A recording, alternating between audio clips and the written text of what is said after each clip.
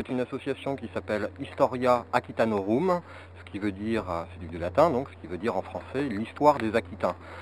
Nous sommes une association de reconstitution historique. Ça veut dire qu'en amont, avant de présenter au public nos réalisations, il y a tout un travail de recherche, principalement au travers des enluminures, de la sculpture, dans les textes un petit peu, dans le mobilier archéologique, puisque notre objectif en tant que reconstituteur, c'est d'être le plus précis possible dans ce qu'on va pouvoir présenter au public, dans ce qu'on va pouvoir reconstituer sur une période donnée. Notre période, nous sommes dans la deuxième moitié du XIIe siècle.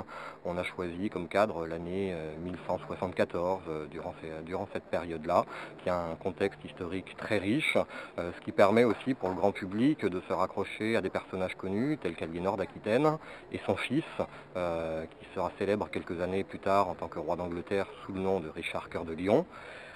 À cette époque-là, dans les années 1070, Richard Cœur de Lion n'est pas encore roi d'Angleterre, il est duc d'Aquitaine et il réside régulièrement à Bordeaux.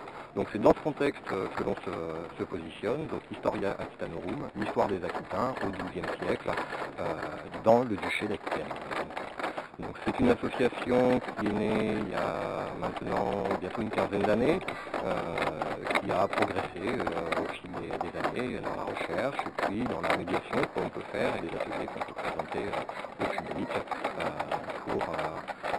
pour pouvoir faire plonger les gens véritablement dans un instant T, donc cet instant de ces années 1175.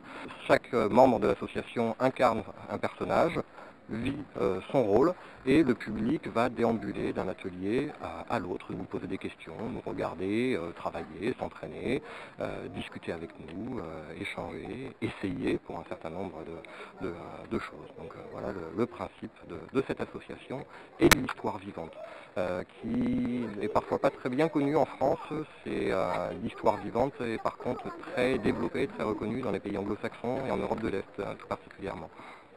Donc je suis le président de cette association et il se trouve que je suis également un guide conférencier, que j'habite à Rions et que j'en fais des visites régulièrement. Donc ça fait plusieurs années que ça me trottait dans la tête d'organiser une manifestation un petit peu à la maison. On a un village avec un caractère historique très affirmé. Il y avait ce site qui nous tendait les bras. Alors j'avais hésité au départ puisque dans notre démarche de reconstitution, on a parlé du XIIe siècle, alors que l'enceinte de Rions et la tour qui est derrière nous sont plutôt des constructions du XIVe siècle. Après, trouver un site véritablement XIIe siècle pour occuper des lieux, il y en a très peu. Donc après, c'est surtout une explication au public, les personnages qui vont voir, les campements, le mobilier et du XIIe siècle, dans le cadre d'une ville qui a un riche passé au XIIe siècle, un passé qui aujourd'hui a pas entièrement disparu, dû aux guerres entre autres, et aux reconstructions qui ont suivi donc ces guerres-là, donc au XIVe et XVe siècle. C'est une ville reconstruite à cette occasion-là. C'est une association qui a une grosse vingtaine de membres, 20-25 membres, dont quelques enfants aussi. Les membres sont répartis sur la majeure partie du sud-ouest. Historiquement, c'est une association qui est originaire de Bordeaux. On est un certain nombre en Gironde. On en a qui viennent des Landes, de Charente, de Corrèze, du Lot. Donc on intervient sur toute cette zone géographique. Depuis quelques années, nous intervenons beaucoup en Corrèze et dans le Lot, justement, à proximité de Rocamadour, sur le château de Turenne, non loin de Brive.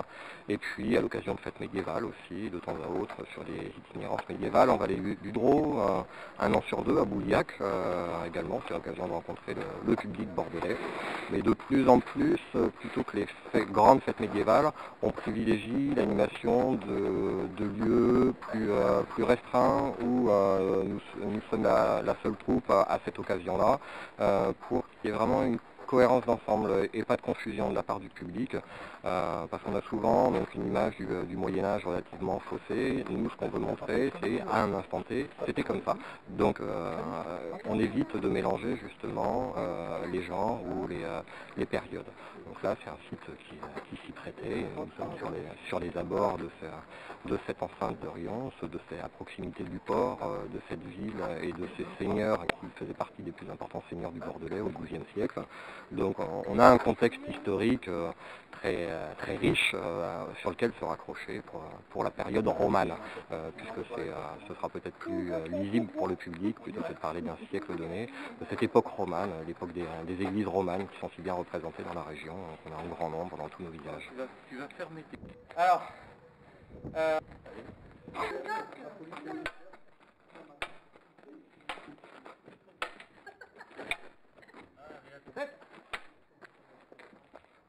épaule, en bas,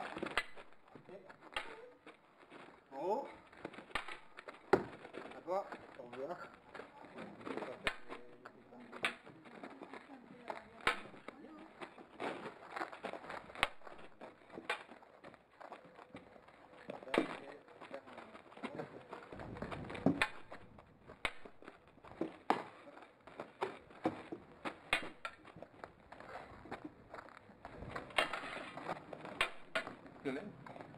Alors, hop, là, tu me dégages, voilà.